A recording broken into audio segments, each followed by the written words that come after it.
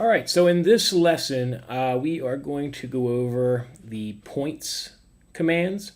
So basically these two here, and of course we're through this drop down where there's a bunch of different points commands. Since there's not a lot here, I also want to go over another thing. I want to go over these attributes as well. Again, as usual, I'll get a little bit ahead of where we're at currently, but it'll be a good starting point for you to know what this stuff is. So, without further ado, let's get started. First off, the point command. If you just click this, the regular point position, this will allow us to just make points. And I'm just clicking, it just makes a point where I click. What's the point of a point? Is basically it's where you can drill a hole. So it's a center point, essentially. So some people, they like to make points rather than actually making circles for holes. I prefer to make circles. I like the visualization a little better. But some people like to use these points, and there's nothing wrong with that. You can use the points just as effective. So over here you have an option for thread point and cut point. These basically just apply to the EDM. What they are is they just create a point like this. That's a thread point symbol. And then a cut point symbol is going to be a pair of scissors. So as we went over in lines, obviously if I don't hit this check, it's going to change the one that's still in blue. So I can kind of toggle that one back and forth, as you can see. I always forget to do that for some reason. But so it's just going to make a pair of scissors, and it's going to make a little thread point. And the point of that is, if you have an EDM file going on, if you just create a regular X for a point, you're not going to know which one's your start point, which one's your end point. So this is just a way of you to figure out which one's which. It's a way to differentiate them. So that's the point of all that. Okay, so let's go in and delete those out. Now notice I was using an X. Now let's say I wanted to change that point from this X. I want to change that to something different. Actually, it's a plus. I was just off axis. So I want to change this from a plus to something different. I don't really like that plus. So what I can do is I can go in here and I can actually change to basically a bunch of different point commands. So I can make it little squares. It helps if I go into the command to do it. So I can make it little squares. I can make it, well, there's my scissors and my thread point. Let's make it little circles. So I can make them little circles. And I believe that is a part of your point exercise too, is making these little circles, changing your point style. Okay, so let's hit check there. And let's continue through these for now. This next one, right here, this will allow us to change our line style. So let's say if I wanted a hidden line, or if I wanted a center line in this case. Put that back, I was messing around. And I could create a line, and you can see there I have myself a center line. The next one after that is the line width, which is the one I was messing with. That will just, helps if I go back into line. That will just create a heavier weight line or a thicker line. Let's delete those, and let's go back up here. So I'm going to change these back just so I'm drawing in normal stuff. And I want my point, make that my point. Actually, I like the 3D one. And okay, so this here, this just toggles between 2D or 3D. If you're trying to draw something in X, Y, and Z simultaneously, something that actually is moving in all three axes or changing location in all three axes, you'll need this 3D on. If you only have 2D, if you only had 2D on, it will restrict you to just the X and Y plane, just drawing on the X and Y plane. So that's kind of important. A lot of times in class, I'll forget to toggle this thing over to 3D. I can't figure out why I can't draw on the Z-axis. And then it dawns on me, oh yeah, you're in 2D, idiot. And I switch it over. So there's a toggle here for it, and there's also a toggle down here as well. So you can change, you can see they change each other regardless of where you click it. So Next, this is your wireframe color. Basically, this is going to change the color of any wireframes. That means if it's a 3D solid, but it's a wireframe, it's going to change that color. It's also going to change the color of any geometry. So you can see right now I have this thing set to white. I did have it set to red when I drew these. I drew those in red for a reason. But let's go ahead and draw a line right now. And you can see that line comes in as white. I prefer to draw in white on this black background just simply for contrast. Obviously red's pretty good too. It shows up very well. Yellow tends to show up pretty good. Any bright color obviously is going to show up pretty well. If you want to know how to get this to black and you haven't seen the configuration or options video yet, you might want to take a look at that. I'll go over a lot of that stuff to set your environment. I prefer black, obviously, because it's a lot easier on your eyes. You don't have as many pixels shining in your eyes. So I much prefer it over having a bright screen. But like I said, check that video out if you haven't figured out how to do that yet. Usually that's one of the first things I go over, though. Okay. So that's basically, this is just where you control what color you draw in. So if I draw in red, oops, helps if I again if I pick. And there's red line. Okay, so that's pretty simple. This one here is a solid color. So if I have a solid model, the color would reflect that. So if I just go to, let's draw one quick. Let's just go to block. And height 1.0, enter. Check. Okay, so I just drew a solid model there. If I rotate, you can see it. You can see it made it the color that I wanted it to make it. Now, if I change this color, let's say I want to make it yellow. Notice it didn't change it. Definitely, it just doesn't change it. The reason it doesn't change it, I didn't have it selected when I changed it. So if I would select this and I would come down and select a color, it now changes it to that color. The other thing I can do is, let's say I want to change the color back to green.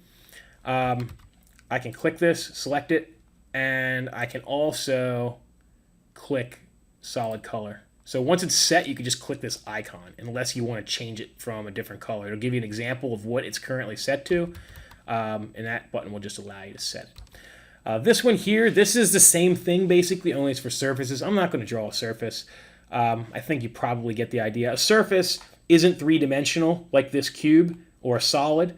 A surface would be like if I deleted all the faces except for one. It's just a two-dimensional, infinitesimally flat or thin surface. That's all it is. So if you're dealing with surfaces, then you'd use this to change your color. If you're dealing with solids, then you'd use this to change your color. Next, this one here, I hate how it always toggles me away from there. This one here helps you give it a kind of like a surface texture. And the surface texture will reflect whatever you pick here. So right now, I think I have it set on metal. You see it has a luster to it. It almost has like a shine or kind of a little bit of a reflective surface coming off of it. If we change that, we can change it to maybe like plastic or something like that. It helps if I click on it first. Otherwise, it won't change it. So I hit there. And now you can see it almost has like a rough texture to it, like a little bit of a bumpy texture. So that's just how you create a surface texture. We don't use this stuff a lot. This is really focusing on more design work and computer-aided engineering work. We just want to get the thing done and drawn so that we can machine it. So making it look pretty really doesn't really do much for us. But if you get into a company where you're going to be designing in here, and there are some, that's how you do it. That's how you change your surface texture. And some people might like to see that in a presentation, depending on what you're doing. Clear colors. Okay, so this one's a little different. Let's go to transform, and I'm just going to move this thing quick. End selection, and I'm just going to slide her over there, enter, and hit escape. Okay, so notice the color changed. That color is not a permanent change. That color has changed just for the time being. It'll change right after I execute certain commands, one of them obviously being a translate command. The reason it does that, that's so you can visualize everything that you just moved. Say hypothetically I wanted to move this, but I windowed it and I accidentally got something else that I didn't want to move and I moved it, it'll help you show that you moved that. Because if I only moved this, say, I don't know, 5 thousandths to the right, I may not notice that I moved this line 5 thousandths to the right as well, because to me it looks like it's in the same place. So the color changes to let you know that you've just executed that command on whatever has changed. So that's the point of it. Now, this is not a permanent change, obviously. That's what this clear colors does. That'll actually clear everything back to the original color. Let's see what else. Okay, set color from. All right, so this one here, this one will allow us to set color. So let me give you another line here. Let's create a line. Oops, I'm still in red. Didn't want to do that. Let's go to white, select it, click white. All right, so this one here allows us to match any colors that we may have on the drawing at the time. In this case, you can see we have white and we have red or burnt orange, whatever you want to call that. The reason for this might be, well, we'll get into this later, but there's selection methods over here. And we can actually select things in our drawing by color or by Pantone. And if they're not exactly the same color, it won't select it. So say I were to draw this in this color, right? And then I went and grabbed this color and okay, so question is, I don't know if they're the same or not. I don't think that they are. They're just slightly different. So let's see if I try and pick these by color. Select only entities by color. Select all entities by color. And you can see here I have a 177 and 12, but they look really similar.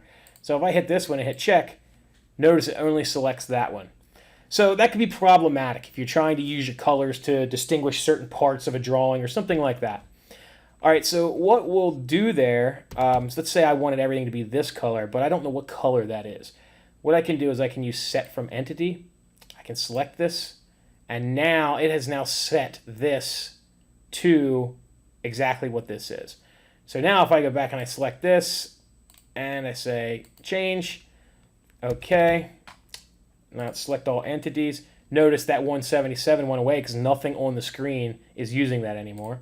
So now I know there's only one red, and I'm going to get everything selected. So that's the point of this one here. Are you going to use that often? You're probably not going to get into drawings that are going to be that involved, but it's kind of a preference. I use layers to get rid of stuff, or levels to get rid of stuff, and to separate things, different aspects of my drawing. But you can use colors as well.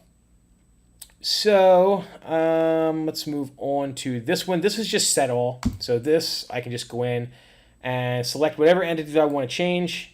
And I'm going to change these all to the same thing. And selection, I can change the color of all of them, the line weight, not the wine weight. The line weight of all of them, point styles, if there's any points in here. I can put them all on a different level. Line width, and surface density. So surface density is just going to be something that's going to apply to surfaces, obviously. It wouldn't apply to this stuff here. So that's basically it for the attributes. That's really all there is to those. Okay, so let's go back and talk about the rest of these points. Let me delete this solid. I don't think I need that for anything. Hopefully I don't. Let's delete that line. Okay. All right, so I have myself an arc, a spline, and a line here. And it's just to demonstrate some of these different point commands. So point position, we already went over that. That's just clicking points wherever. That's the first one at the very beginning of the video. Point dynamic. Point dynamic allows us to select a line, arc, spline, surface, solid face. And by the way, this pop-up will always exist. You can move this around. If you ever go into a command and you're not sure what you need to do, if you need to select an arc first or a point first, or whatever you need to do, you're not sure what the order is, this will always tell you. Just note that sometimes if you have like two screens or something like that, this will pop up way over on the other screen. You have to go hunting for it, but it's always there. So there's always something. Sometimes it's hidden down here, like it'd be down in there, and it's not easy to see. So you have to kind of really look around for it. But no, it's there. So just find it, put it in a nice convenient place where it's there for you. I use this still. Commands that I don't use very often, I forget what I'm supposed to select first. I look for this thing, and it tells me exactly what to do. It walks you through every command, which is great. Okay, so what this dynamic point does, if I click any of these, it will allow me to put a point at any given place along this line, wherever. I can do it dynamically by clicking, or I can actually define a distance. So it's going to start from up here at 0 and put this point wherever I tell it to. So let's say I want this at 1.0. Enter. So that point is exactly 1 inch arc length away from the edge or the end point here. So this command can be handy. I actually used this quite a few times before. So let's delete those, and let's go to the next one. Point segment. Okay, so this will actually create segments. So this will create points along an entity. In this case, it could be a spline, it could be an arc, it could be a straight line. We'll use a straight line for this one. At a distance or a number of points. It's either or. So let's grab this line. And let's say I want a point every 0.25 inches. And it will create a point starting at the beginning, and every quarter inch it will place a point along that line. Notice there's a short little remainder right here. That's what's left over. Obviously, this line was not evenly divisible by a quarter inch.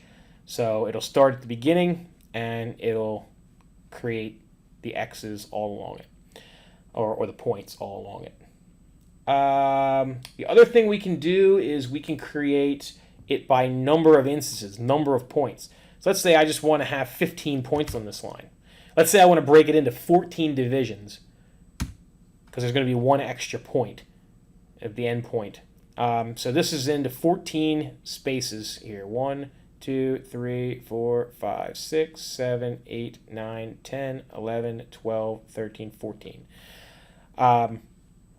So that's how you can break it. It'll automatically find out what the distance needs to be to break it into 14 equal divisions. 14 equal little line lengths there between each of those. Okay, so the next thing is the chain. I need to draw something for that. So let me undo this just to get rid of that stuff. And I'm just going to draw a line kind of tangent to this. And let's go to the command again, and it was segment. So what this is going to do is just allow me to chain. So it's going to allow me to pick multiple entities that are connected. And then I could say I want to break this into 15 pieces, and it breaks the whole thing. It sees it as one entity as opposed to two different entities. So that's pretty straightforward as well. We're going to do a lot more in terms of chaining. We'll talk about that a lot in the future, but that's essentially what chaining is. You'll get very comfortable with the chaining thing. And we'll talk about all those options that popped up when I said chain as well. All right, so point endpoints. This is just going to put endpoints at the end of every line. Notice there's one in the middle. That's because these are separate lines. I chained them. That just means that I'm selecting them all as one, but they're still separate entities. So at the end of every entity, they're going to put a point. So that one's pretty straightforward. Let me hit undo there, and let's go to this next one. Node points. All right, so this is only for a spline. and it's basically going to create points where I am changing or anchoring the spline. So let me do this in live time. So if I click here, here, here, and here to create this spline, now when I go and do my node points, it should put points at all the places I clicked. So you can see there, put points at all the places I clicked. So that's what that does. Haven't used that very much. Yeah, I haven't used that one too much at all, actually. So let's delete all this stuff and let's get to the second to last command. Point small arcs. So for this, I need to draw an arc. All right, so I have these on lock. We'll draw a couple like this. I am rotated, by the way. Okay, and then I'm going to draw some at 0.5. Oh, whoops, forgot to hit a little blue check. Blue check, 0.1, check. All right, so we have a couple arcs there. For this point small arcs, there's a manual and there's all shown. I'm going to show you what the manual does first. What I need to do is select all of these arcs. Actually, you know what? I want to put another one in there too. Let me do this. Okay. I wanted to put actually like a semi-circle in there, a partial arc, just to show how powerful this is. Okay, so I'm going to select all these, and I am going to go with a max radius, and we're going to make it 0.1. So what this is saying now, out of everything I selected, I want a center point placed in the middle of every arc that is 0.1 radius or smaller. So given those constraints, it should place a center point in this one, and that's it, because these are half-inch radiuses or radii. Okay, so I'm gonna hit check, and that's what it did. Let's say I wanted to make this 0.5. Select it, enter. Okay, so now you can see I got it on all of my full circles. It didn't include this partial arc. So if I click this button, and let me undo it actually so it does them all. So if I click this button and I select all my arcs again, now it's going to place it in the middle. And then I could also do delete arcs. And let me undo that. And what this button will do is this will put a center point and then it will delete the arc. So it'll just create points in the center of all those arcs. Okay, so let's undo that. And last, there's another option here where it says all shown. As soon as I click all shown, it grays these out, but it still will follow this delete arcs command. So if you want to do that and you don't want it to delete arcs, you have to go back to manual, unclick delete arcs. This one doesn't work. This one doesn't matter at all. So let's hit undo. And let's go to small point. And okay, if I hit all shown and hit check, you can see it still does the partial arc even though it's unclicked. But I can get these to delete. I just have to unclick, go to manual, click the delete arcs, and then do all shown. And that will put a center point in every arc on your drawing. So you probably won't use that very often. Okay, so that pretty much covers all of these point commands. We have one left, which is the bolt circle. This is a handy command. This one you use pretty often if you're doing bolt circles. So first thing it's asking me is a base point, so I'm just going to select anywhere. Let's do a full circle. Okay, so with my full circle, I can select a couple ways to do this. I can do 0. Let me just reset these here. I had this set all goofy. Okay. So now we have a 10 bolt hole circle. So first I can create the number of holes. I can control it by doing the number of holes that I have, which is probably the easiest way to do it in most cases. If I want to do 8, I change it to 8, and there we go. Now let's say I don't know exactly how many holes it is, which is kind of difficult because most people can count. But let's just say I know the angle. Or maybe I just find that easier way of doing it. So let's say I want to do 15 degrees. So now it's going to create as many holes as it can, spacing them exactly 15 degrees apart. And luckily, 15 goes evenly into 365. 360. Thinking of the year, the calendar year. 360. So say I did this with like 17. Okay, so now you can see you have an overlapping hole. So you can create that just by doing the angle. You can create a bit of an issue there. And you can also do it here too, just by putting the wrong number in. Obviously, it's not divisible by 22 segments, not evenly.